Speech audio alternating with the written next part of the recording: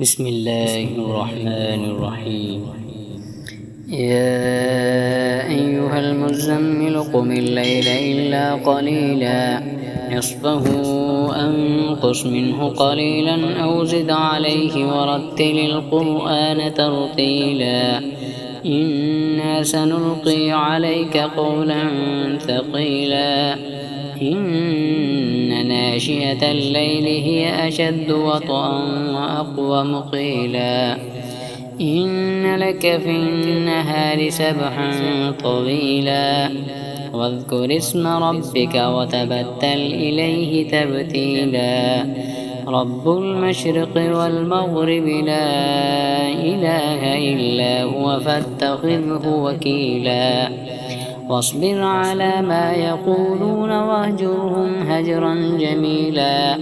وذرني والمكذبين أولي النعمة ومهلهم قليلا إن لدينا أنكالا وجحيما وطعاما ذا غصة وعذابا أليما يوم ترجف الأرض والجبال وكانت الجبال كثيبا مهيلا إنا أرسلنا إليكم رسولا شاهدا عليكم كما أرسلنا إلى فرعون رسولا فعصى فرعون الرسول فأخذناه أخذا وبيلا فكيف تتقون إن كفرتم يوما يجعل الولدان شيبا السماء منفطر به كان وعده مفعولا إن هذه تذكرة فمن شاء اتخذ إلى ربه سبيلا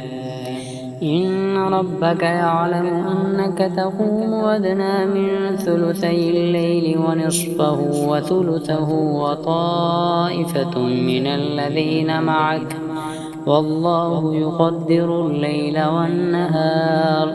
علم أن لن تحصوه فتاب عليكم فاقرؤوا ما تيسر من القرآن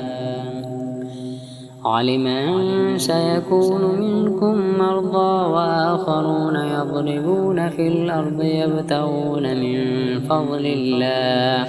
وآخرون يقاتلون في سبيل الله فاقرؤوا ما تيسر منه وأقيموا الصلاة وآتوا الزكاة وأقرضوا الله قرضا حسنا وما تقدموا لأنفسكم من خير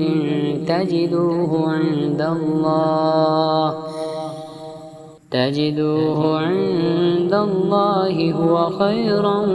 وأعظم أجرا واستغفروا الله إن الله غفور رحيم.